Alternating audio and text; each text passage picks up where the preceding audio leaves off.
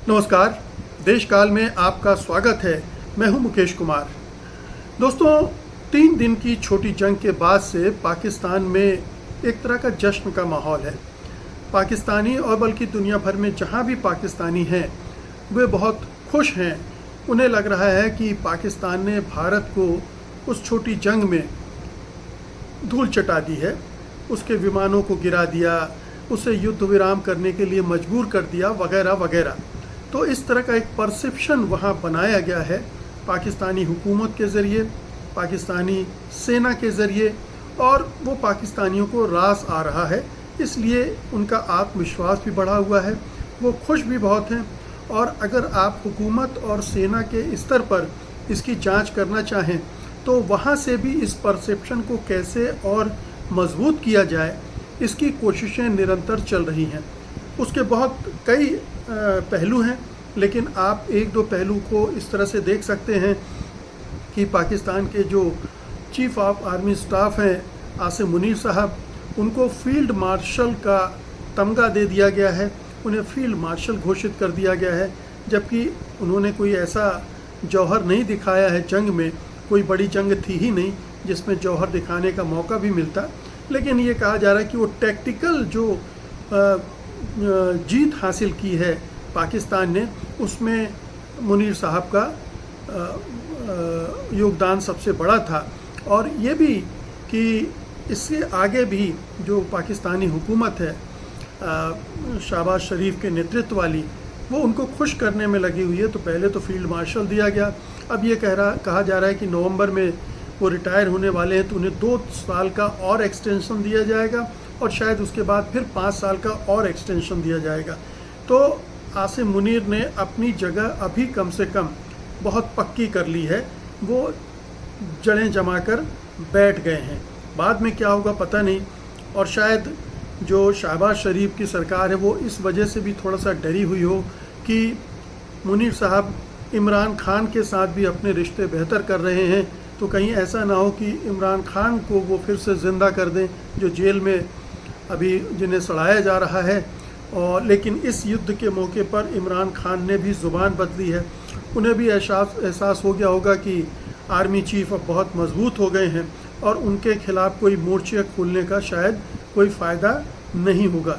तो उन्होंने भी थोड़ा अपना पहलू बदला है और ये स्वाभाविक भी है। लेकिन असल मुद्दा ये है कि पाकिस्तान का ये जो आत्मविश्वास हमें दिख रहा है, उसकी वजह उसकी अपनी मजबूती नहीं है, अपनी सेना की मजबूती नहीं है, अपनी सरकार की मजबूती नहीं है, अपनी अर्थव्यवस्था की मजबूती नहीं है। उसकी एकमात्र वजह यह है कि उसने चीन का दामन थाम रखा है, चीन की उंगली पकड़ रखी है। और चीन चूँकि महाशक्ति है और वो उसके साथ खड़ी है, इसलिए पाकिस्तान का हौसला इतना बुलंद दिख रहा है। अब सवाल उठता है कि क्या अगर चीन पाकिस्तान के साथ है तो भारत की रणनीति क्या होगी, भारत कैसे लड़ेगा? क्योंकि भारत को अब पाकिस्तान से नहीं चीन से लड़ना है, चीन का मुकाबला करना पड़ेगा अगर वो पाकिस्तान से लड़ने जाता है। ये चीन ने इस छोटी सी जंग में भी इशारे में बता दिया है। युद्ध के साजो सामान तो वो दे ही रहा है, लेकिन अगर जंग भड़कती तो वो दूसरा फ्रंट भी खोल सकता था, भारत को तरह तरह से दबाव में लाने की कोशिश कर सकता था। तो इस जंग ने जो भारत के सामने एक बड़ा सवाल खड़ा कर दिया है कि क्या वो पाकिस्तान से लड़ने के लिए ये जोखिम लेगा कि चीन से भी युद्ध करे, और अगर ऐसा हुआ तो कितना भारी नुकसान उसे उठाना पड़ सकता है। अगर आप हमारे फ़ौजियों से बात करेंगे तो वो अपनी पूरी प्रिपेयर्डनेस दिखाएंगे, सरकार भी दम ठोक कर कहेगी कि हम तो तैयार हैं। लेकिन सच्चाई दुनिया जानती है और हमारी सेना भी जानती है और सरकार भी जानती है और हम सब भी जानते हैं कि चीन से लड़ना दरअसल अपने पैरों पे कुल्हाड़ी मारने जैसा होगा। लेकिन इसका ये भी मतलब नहीं है कि पाकिस्तान की जो ज़्यादतियाँ हैं, जो आतंकवाद को प्रेरित करना, सपोर्ट करना, उसको हम बर्दाश्त करते रहें। ऐसे में प्रश्न ये उठता है कि करे तो करे क्या भारत? क्या पाकिस्तान को पराजित करना असंभव हो गया ये मान ले, या कुछ नई जुगत करे जिससे उसका पलड़ा और भारी हो और पाकिस्तान को काबू में किया जा सके। तो इसके कई रास्ते हैं, कई तरीके हैं जिसमें हमें ध्यान देना पड़ेगा। और बहुत सारे जो विशेषज्ञ हैं, मैं उसका विशेषज्ञ नहीं हूँ, लेकिन जिन विशेषज्ञों से मेरी बात हुई है उनके हिसाब से मैं कुछ चीज़ें आपसे आज इस कार्यक्रम में शेयर कर रहा हूँ, जो संभव है कि भारत अगर थोड़ा अपनी रणनीति में परिवर्तन लाए और अपनी सामरिक तैयारियों को भी नए ढंग से प्लान करे और जल्दबाजी में फैसला न करे कि एक आतंकवादी हमला हुआ और हम मिसाइल लेकर दौड़ पड़े, ये न करे। अपनी रणनीति को एक लॉन्ग टर्म पर्सपेक्टिव में गढ़े और उस पर अमल करें। तो इसका सबसे जो पहला सूत्र है इस पूरी तैयारी का, उसमें ये है कि चीन को कैसे पाकिस्तान से दूर किया जाए। चीन की निर्भरता पाकिस्तान पर और पाकिस्तान की निर्भरता चीन पर, इसको कैसे डीकपल किया जाए। डीकपल मतलब दोनों जुड़े हुए हैं, उनको कैसे अलग किया जाए। ये एक बहुत ही बारीक किस्म की कूटनीति की ज़रूरत इसमें पड़ेगी। और अगर ये संभव हो गया तो भारत एक तीर से दो शिकार कर सकता है। एक शिकार तो ये है कि पाकिस्तान को वो थोड़ा अलग थलग करेगा, तो जो पाकिस्तान अभी इतना कूद रहा है, उछल कूद कर रहा है, उस पर भी लगाम लगेगी। और दूसरा, चीन जो हमें दबाव बनाने की कोशिश करता रहता है, शायद उसमें भी कमी आए।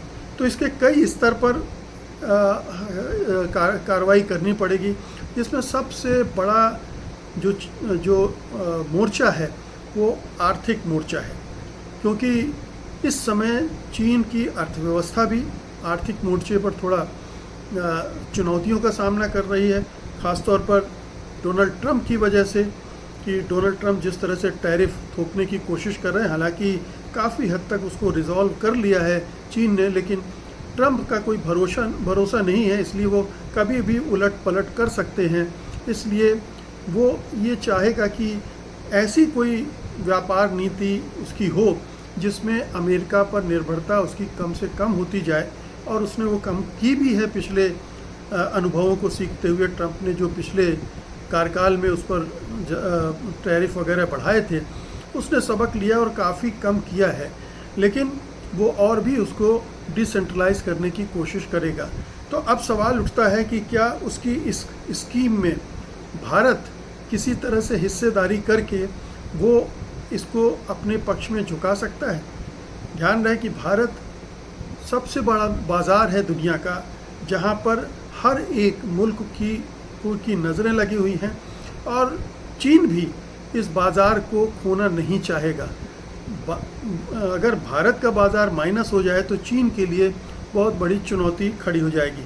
बार बार ये कहा जाता है कि चूँकि पाकिस्तान में चीन ने इतना इन्वेस्टमेंट कर दिया है, इतना पैसा लगा दिया है और अपने इंटरेस्ट इतने वहाँ पर उसने इन्वेस्ट किए हैं कि वो पाकिस्तान से दूरी नहीं बना सकता है और हिंदुस्तान के उतना करीब नहीं जा सकता है।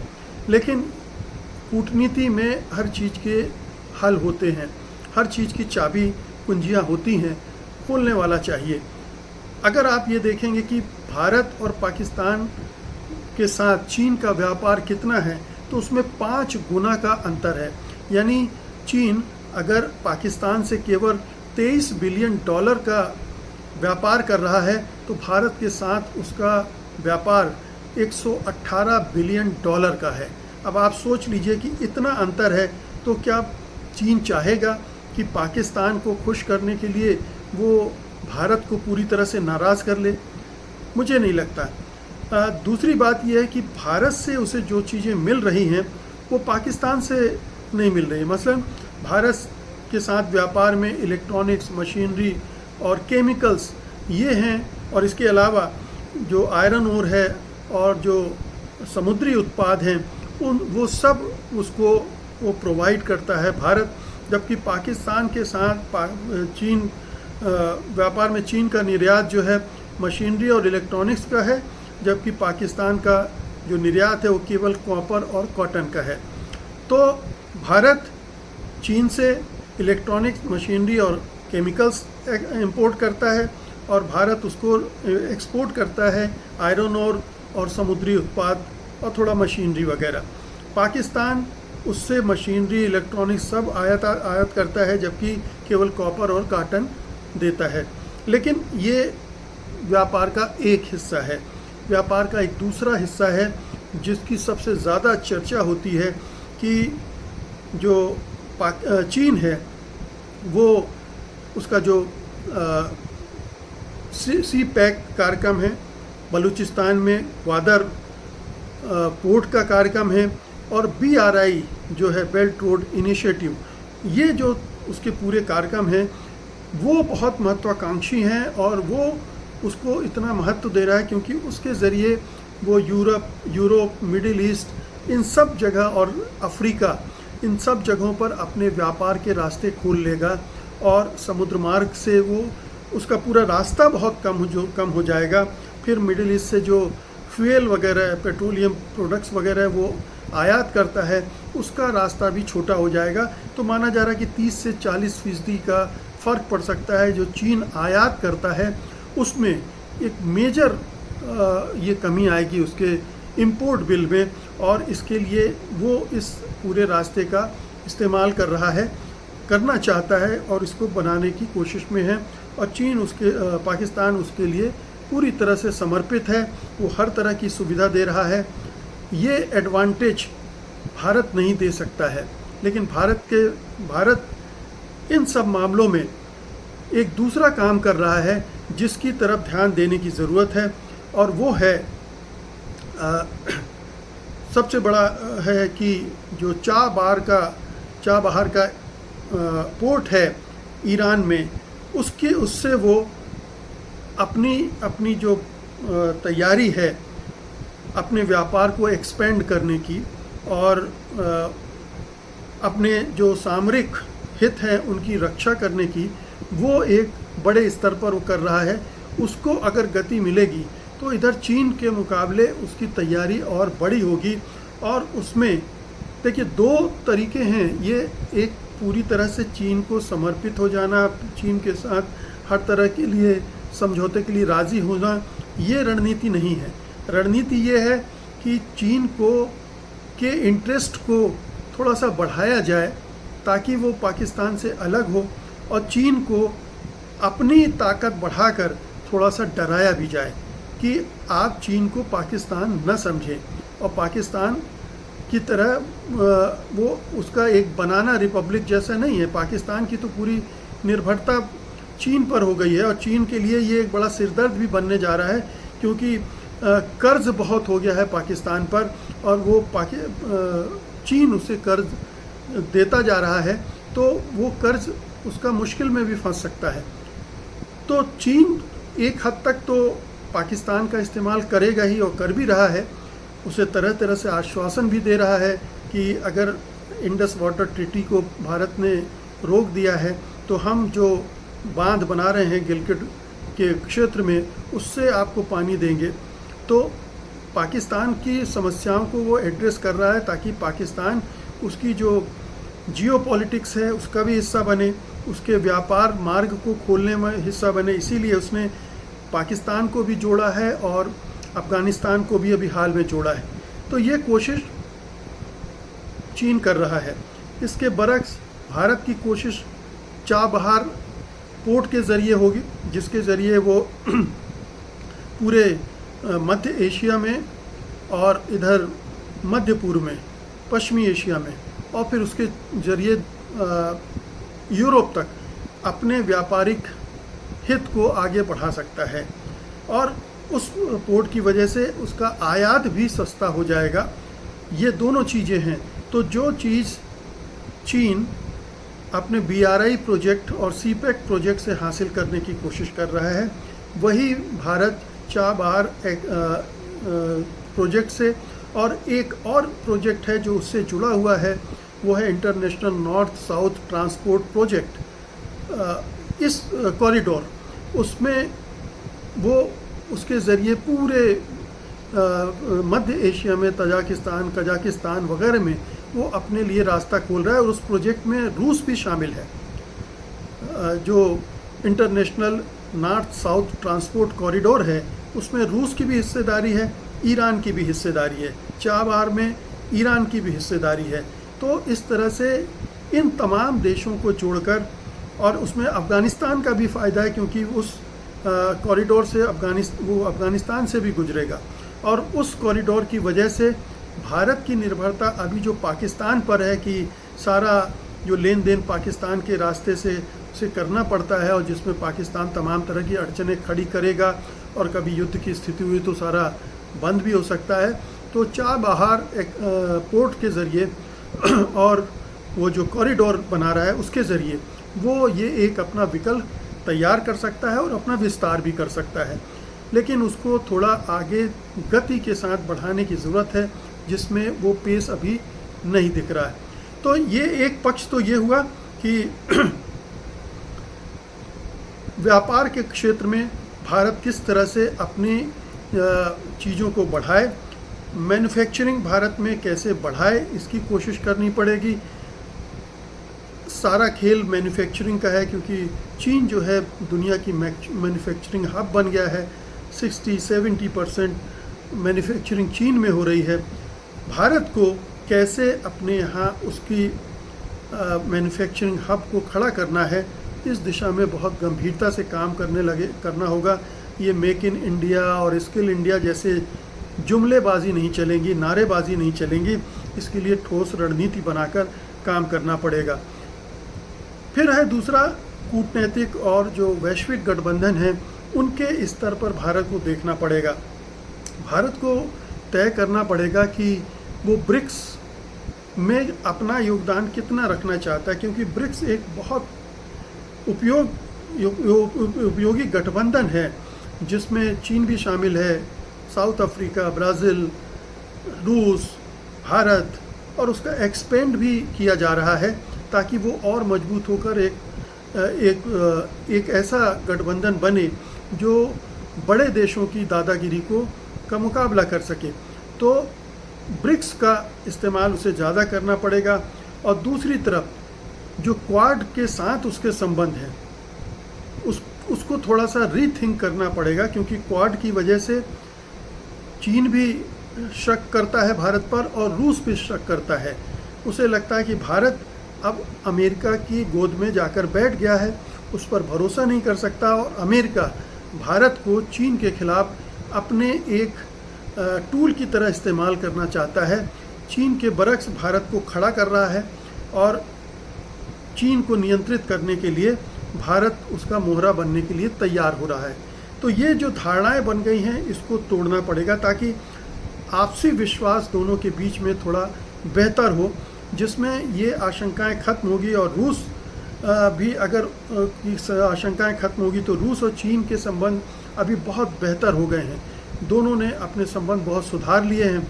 अगर भारत भी उस संबंध का हिस्सा बन सके और इन दोनों की जो आशंकाएं हैं उनको दूर कर सके, इस बात को बनाए रखते हुए कि पश्चिमी विकल्प उसके साथ रहेगा, पश्चिम को पूरी तरह से छोड़ा न जाए, लेकिन ऐसा कहीं से ये ध्वनि न निकले कि वो अमेरिका या नाटो या यूरोप के जो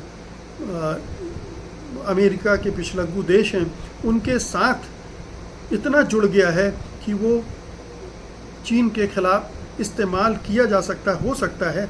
तो फिर बात कभी बनने वाली नहीं है, सुधरने वाली नहीं है।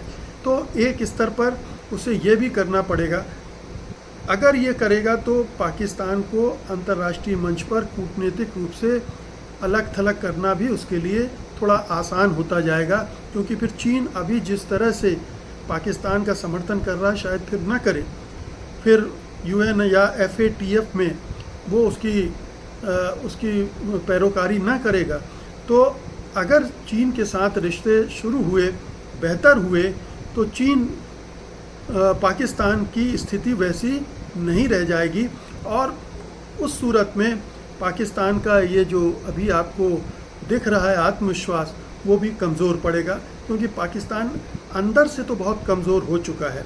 हम सब जानते हैं कि चाहे बलूचिस्तान हो, चाहे पख्तूनख्वा हो, चाहे सिंध हो, हर जगह झगड़े मचे हुए हैं और पाकिस्तान की माली हालत बहुत ख़राब हो चुकी है। ऐसी सूरत में अगर भारत अब इन देशों से रिश्ते सुधार लेगा तो अंतर्राष्ट्रीय स्तर पर भी पाकिस्तान पर दबाव बना सकेगा और उस दबाव का इस्तेमाल फिर पाकिस्तान को सुधारने में किया जा सकता है। इसके अलावा ये भी देखने की ज़रूरत होगी कि सीमा के जो विवाद चल रहे हैं चीन के साथ, उनको कैसे बेहतर किया जाए, कैसे उन विवादों का समाधान ढूंढा जाए, और न ढूंढना बहुत मुश्किल हो तो कम से कम यथास्थिति बनाए रखने का मैकेनिज़्म काम करे। मैकेनिज़्म है कॉन्फिडेंस बिल्डिंग मेजर के रूप में लंबे अरसे से बातचीत चल रही है, कंपोजिट टॉक्स चल रहे हैं चीन के साथ। राजीव गांधी के कार्यकाल से बहुत सारी प्रगति हुई थी, लेकिन बीच में कभी डोकलाम, कभी गलवान, कभी इस तरह की चीज़ें होती हैं जिससे कटुता बढ़ती है और स्थितियां बिगड़ने लगती हैं। लेकिन अगर नए सिरे से इस बातचीत को शुरू किया जाए, नए सिरे से चीन के साथ रिश्ते सुधारने की पहल की जाए, और कूटनीति में कहा जाता है कि कोई चीज़ हमेशा से बंद नहीं होती है, कोई भी रिश्ता हमेशा के लिए टूट नहीं जाता है। आप उसको रिपेयर कर सकते हैं, उसको बेहतर बना सकते हैं। अंतर्राष्ट्रीय राजनीति का ये तकाजा होता है, कूटनीति का तकाजा होता है। तो ये जो बार बार चीख चिल्लाहट मचती है भारत में, ख़ासतौर से सत्तारूढ़ दल के द्वारा कि पाकिस्तान हमारा सबसे बड़ा शत्रु है, चीन हमारा सबसे बड़ा शत्रु है। एक समय जॉर्ज फर्नांडिस ने कहा था कि इनेमी नंबर 1 चीन है। ये सब कहने की ज़रूरत नहीं है। अंतर्राष्ट्रीय संबंधों को ख़राब करने के इससे ख़राब और ख़राब होते हैं। इरादा ये होना चाहिए, रणनीति ये होना चाहिए कि अगर कोई शत्रु है भी तो उसकी शत्रुता ना बढ़े, उसके शत्रुता को कम करके रखा जाए और अपने मैत्री प्रयासों के ज़रिए उसको और नरम किया जाए। ये कूटनीति की ज़रूरत है, और ख़ास तौर पर तब जब आपका शत्रु आपसे बहुत ज़्यादा ताकतवर हो, आर्थिक रूप से भी, सामरिक रूप से भी, और अंतर्राष्ट्रीय राजनीति और कूटनीति में भी आपसे भारी पड़ता हो, क्योंकि चीन यूनाइटेड नेशंस के सिक्योरिटी काउंसिल का परमानेंट मेंबर है, यानी उसके पास वीटो पावर भी है जो आपके पास नहीं है। कभी रूस का वीटो पावर आपके हक में काम करता था, अब वो भी काम करेगा कि नहीं ये किसी को पता नहीं है। वो कब तक वो साथ देगा कहा नहीं जा सकता।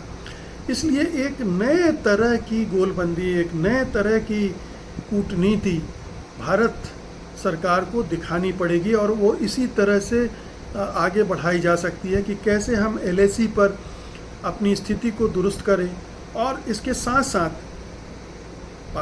चीन से अपने रिश्ते सुधारने का मतलब ये नहीं है कि हम अपनी सैन्य शक्ति को में इजाफा न करें या उस पर विचार न करें। हमें अपनी जो इंडिजिनस डिफेंस इंडस्ट्री है उस पर बहुत ज़ोर देना चाहिए, इन्वेस्ट करना चाहिए और रिसर्च में इन्वेस्ट करना चाहिए और उसको आगे बढ़ाने की कोशिश करना चाहिए। ये एक इसका चौथा सूत्र है। पांचवा सूत्र है वो है कि कैसे जो भारत का जो सॉफ्ट पावर रहा है दुनिया में, एक शांतिप्रिय देश का, एक सांस्कृतिक रूप से उन्नत देश का, एक लोकतांत्रिक देश का, ये तमाम जो उसके डिजिटल इंडिया वगैरह वगैरह जो उसने किए हैं, और विभिन्न संगठनों में जिस तरह से वो रहा है, चाहे वो आसियान में रहा हो या सार्क को कैसे रिवाइव किया जा सकता है, ये देखना चाहिए। तो ये जो सॉफ्ट पावर और जो वैश्विक छवि है, इस पे दोबारा से सोचने की ज़रूरत है, क्योंकि मोदी सरकार के रिजीम में वो तबाह हो गई, वो छिन्न भिन्न हो गई है, उसको बहुत नुकसान पहुंचा है। एक व्यक्ति के प्रचार के चक्कर में ये सारे नुकसान भारत ने अपने कर लिए हैं। इस पर दोबारा से हमें काम करना पड़ेगा, फिर से हमें अपनी पुरानी चीज़ों पर लौटना पड़ेगा, पुरानी विदेश नीति पर, और उसको नए सिरे से एक रूप देना पड़ेगा। तो कुल मिलाकर ये है कि चीन के साथ संबंध सुधारना ही हमारे लिए हितकारी है। पाकिस्तान को कमज़ोर करने के लिए पाकिस्तान को अलग थलग करने के लिए और पाकिस्तान चीन की छतरी से बाहर आए, ताकि हम पाकिस्तान को अगर वो कुछ गड़बड़ करता है तो उसका सबक सिखा सकें, ऐसी स्थितियां निर्मित करने के लिए। तो ये बहुत ज़रूरी है। पाकिस्तान को जब तक चीन का प्रश्रय मिलेगा, संरक्षण मिलेगा, वो इस तरह के आक्रमण करने से या इस तरह की रणनीति अपनाने से बाज नहीं आएगा। इसलिए और चीन से हम लड़ नहीं सकते हैं, ये हमारी विवशता है, ये हमारी कमज़ोरी है, आप जो भी कह लीजिए, स्वीकार करना चाहिए। तो हमें कुछ अपने नए तौर तरीके ढूंढने पड़ेंगे, नई रणनीति करनी पड़ेगी, और जिसमें चीन को प्रमुखता भी देनी पड़ेगी। चीन के साथ विश्वास पैदा करना, चीन के साथ रिश्ते सुधारना, चीन के साथ सीमा विवादों को हल करने की कोशिश करना, व्यापारिक संबंध भी और दुरुस्त करना, ये तमाम चीज़ें हमें करनी पड़ेंगी। और सिर्फ चीन का हवा खड़ा करके या चीन को दुश्मन बनाकर हम अपना कोई हित नहीं साध सकते। बहुत बहुत शुक्रिया आपका। धन्यवाद। नमस्कार।